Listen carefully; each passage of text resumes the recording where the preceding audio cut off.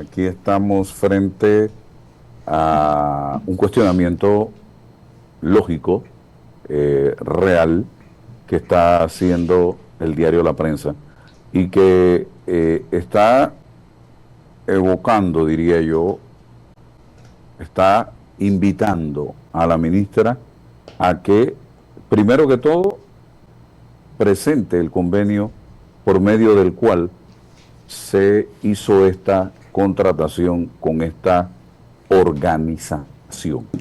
Es lo primero. Y la señora ministra, hasta el momento, se ha negado a hacer público este documento, este convenio, que no es un regalo que nos está haciendo una organización internacional, es una compra que está haciendo el Estado panameño con recursos de todos los panameños, y que estamos hablando de más de 200 millones de dólares en computadora, creo que son 250, de los cuales se está hablando de 63 para comenzar en esta primera etapa. Entonces, sumémoslo a eso que no ha sido aprobado por el Consejo de Gabinete. Sumémoslo a eso que no ha sido refrendado por el Contralor de la República. Sumémosle a eso que estamos poniendo como prioritario, es lo que se percibe en la población, la adquisición de computadoras para los estudiantes, cuando decenas, cientos de planteles educativos, y lo ha dicho el defensor del pueblo, el señor Eduardo Leblanc, se encuentran en condiciones deplorables. Hay escuelas todavía en este país, escuelas rancho, y la propia ministra dice que va a ser imposible eliminar las escuelas rancho. Tenemos escuelas que no tienen los baños, que los techos están en mal estado, que las paredes están en mal estado, que no tienen energía eléctrica, que no tienen internet, pero nosotros estamos pensando en este momento en que la computadora lo resuelve todo. Señores, si no trabajamos en el ser humano, en el individuo, primero que todo, en que ese individuo pueda analizar, pueda pensar, pueda sumar, pueda restar por sí solo, pueda hablar, pueda escribir bien, la computadora es una herramienta, pero el individuo es el que tiene inicialmente que formarse en las aulas de clase. Usted y yo no venimos de la computadora. Usted y yo, que tenemos unos cuantitos años de diferencia, pocos, venimos de la máquina de escribir. Mecanografía en tercer año. De la mecanografía. Y hoy hemos sido privilegiados porque hemos sido objeto de esa transición que se ha venido dando, donde hoy usamos una computadora, pero si nos pones una máquina de escribir, también la utilizamos. Utilizamos el televisor que se cambiaba con una perilla, y a nosotros los muchachos en casa nos decían el control remoto de la época, sí, porque el papá decía, anda a cambiar el televisor, éramos los controles remotos. Hacíamos ejercicio en ese ir y venir. Hoy día todo es touch, todo es con control remoto, todo es tecnología, pero nosotros pasamos por diferentes etapas. Hoy, ¿en qué estamos mal? Estamos mal en la capacidad de análisis, estamos mal en español, pensamiento crítico, estamos mal el pensamiento crítico, estamos mal en matemática, estamos mal. Y yo quiero saber que la ministra nos presente estadísticamente, porque ya esto no es la primera vez que hablamos de computadoras en las escuelas. ¿Cuál fue el gran logro de haber tenido computadoras en el periodo 2009-2014? Porque yo tengo aquí una noticia, y ya le doy la palabra, de el 2019, donde el titular de crítica en ese momento era: Panamá fracasa totalmente en resultados de prueba PISA.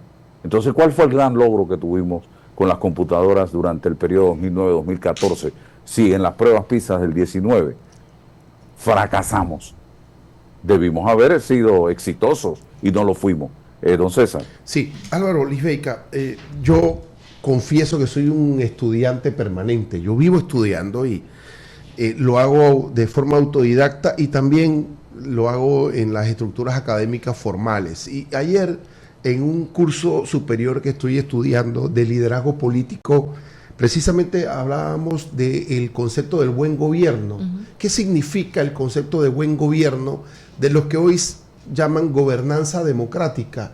No, esto de la capacidad de una red entre las distintas dependencias de los gobiernos, los ministerios, los departamentos. Tiene que haber una comunicación horizontal, no solo entre estas entidades de orden público, sino de estas entidades con el sector de sociedad civil, el sector de los empresarios, bueno, toda la gente que pueda participar en la toma de decisiones sobre política pública. Eso es un poco el concepto del buen gobierno, de la gobernanza democrática. Pero ¿qué ha ocurrido? ¿Cómo llegar allá? Porque obviamente que por las relaciones históricas de poder nace el concepto de la burocracia, es decir, del gobierno. Y eso es puro poder. La burocracia está regentada, ¿por qué? Por la legitimidad de los que llegan ahí, por la mayoría democrática del voto popular. Y una vez que usted llega allí, la toma de decisiones, la visión sobre lo que usted va a hacer, ya no depende de los demás, depende de usted. Si compra computadoras, sobre otra cosa. Si privilegia esto, sobre otra cosa. Esa relación de la decisión de política pública tradicional, lo que hoy estamos un poco conversando sobre las decisiones de la ministra, pasa por esto. O usted está dentro de la estructura de la burocracia histórica, o usted cree en el gobierno abierto, en la gobernanza. Bueno, nosotros lo primero es hacerle un llamado a la ministra de Educación, que hablemos de gobernanza, que hablemos de la necesidad de conversar sobre esto. ¿Por qué? Porque ya se debe convertir en un derecho cívico el buen gobierno. Nosotros tenemos que exigirle a los que están allí, como un derecho de nosotros y no una potestad de ellos, el buen gobierno. Entonces, para que haya buen gobierno tiene que haber transparencia, y la transparencia pasa por el cumplimiento de las formalidades jurídicas. Si la ley actual impone, ojo, una formalidad de autorización del gabinete, aunque eso sea un acto de mera notaría, pero que tiene que cumplirse para que entonces el contralor pueda refrendar o no, eso hay que cumplirlo.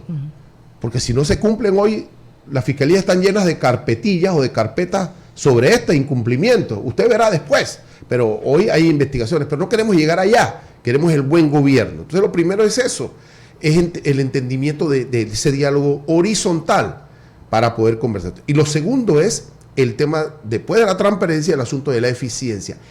¿Cómo va a impactar o cuáles son los criterios objetivos que usted determina para la toma de esa decisión? Si es computadoras, porque usted tiene unos criterios, usted va a medir el resultado de esa política pública, de esa gestión, para poder adquirir dichas computadoras en tal sentido. Entonces, bueno, eso es lo que no existe en este país.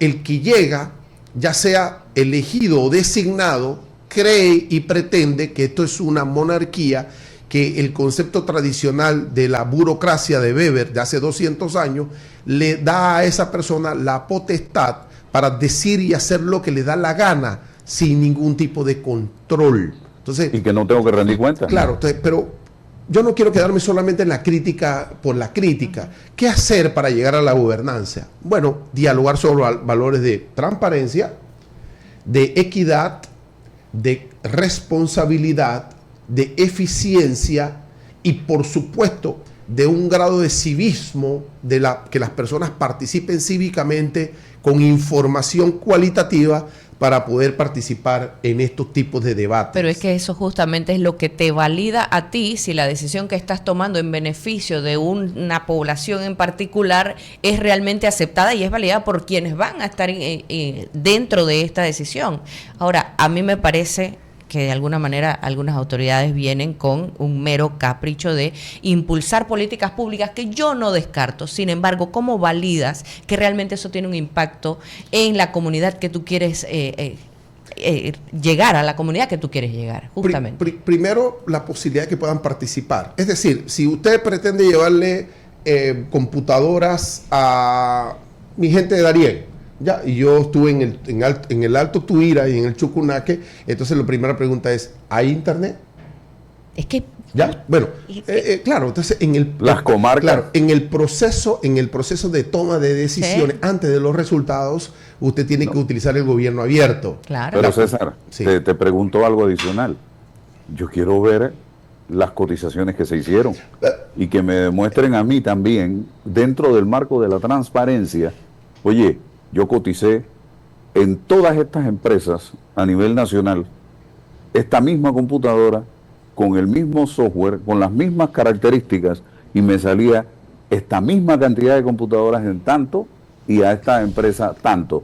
Esta empresa o esta organización tiene un background, una trayectoria así de éxito, y puedo confiar en ella. Por eso estamos confiando en esta empresa, luego de descalificar a las empresas del mercado panameño que no se ajustaban al precio, pero no hemos visto absolutamente nada de eso. Y muestras ese estudio, esa comparación. Es transparencia, y viniendo de una ministra que reclamaba transparencia cuando estaba en los medios de comunicación como periodista, es lo que más me asombra y me extraña, don César Ulloa y Lisbeth Lescano. Uno de los elementos, y un elemento fundamental del buen gobierno es la transparencia. O sea, parte de lo que estamos conversando es la visibilidad de estos elementos, de los equipos. Pero antes de llegar allá, usted debe dialogar con los actores de la política pública que usted pretende impactar. Epa. En principio, mira, si me dicen a mí que computadoras para la gente,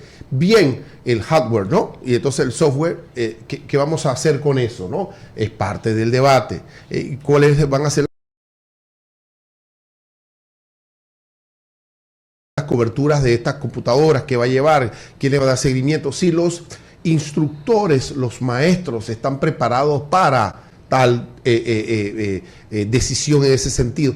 Bueno, entraña una complejidad mayor que no solamente el precio, que es importante, pero lo que estamos hablando es transparencia y eficiencia, horizontalidad, no verticalidad. Es decir, yo digo, yo impongo, como si fuese una monarquía, o como si fuese, y sigo insistiendo, la burocracia tradicional, esta de que ya yo estoy aquí por el voto de la mayoría, o fui designado por uno que llegó por el voto de la mayoría, y puedo hacer lo que me venga en gana. Eso cambió, o por lo menos cambió en los países desarrollados. Nosotros tenemos que caminar en ese sentido, y empoderarnos como ciudadanos de la idea de que esto es un derecho de nosotros, sí, de exigirle a los que están, a nuestros representantes, ese concepto del buen gobierno o de la buena administración. Es decir, entendiendo que los recursos son escasos, que hay que privilegiarlos en uno u otro sentido, y entonces necesitamos que esa decisión de privilegiar una política específica va a impactar al mayor grupo de personas, y si hablamos de solidaridad, va a impactar a los grupos más vulnerables, sí, más necesitados de nuestra sociedad. Oye, ¿y cómo medimos el impacto de una decisión de esta naturaleza? Al final, justamente, los resultados. ¿Realmente se obtuvo el objetivo que se quería cumplir? Alguien dice que en materia de educación o en materia de salud a unos le va bien y a otros le va mal. Lo primero que tenemos que decir es que aquí hay unas desigualdades extraordinarias en materia de educación. Aquí, gracias a Dios que hay padres que se pueden dar el lujo y la posibilidad de pagarle a sus hijos una educación más o menos, permisible. Pero hay otros que no, que dependen de la educación pública. ¿En qué nivel estamos? Bueno, esos son las grandes temas, ¿no? La calidad de transformaciones y tal. El líder o los líderes que llegan coyunturalmente están pensando en su proyecto, el de 5 años, ¿no? Este es mi proyecto bandera, y cuál es el proyecto de mediano o largo alcance en materia de educación, si es el caso. Eso es un diálogo, está pendiente, históricamente está pendiente, y sí, si el tema de la computadora es el que va a monopolizar este tema, estamos perdidísimos. Estamos perdidísimos porque hay un diálogo anterior. Cómo el proceso educativo está generando desarrollo integral a nuestra sociedad es el debate central de esto.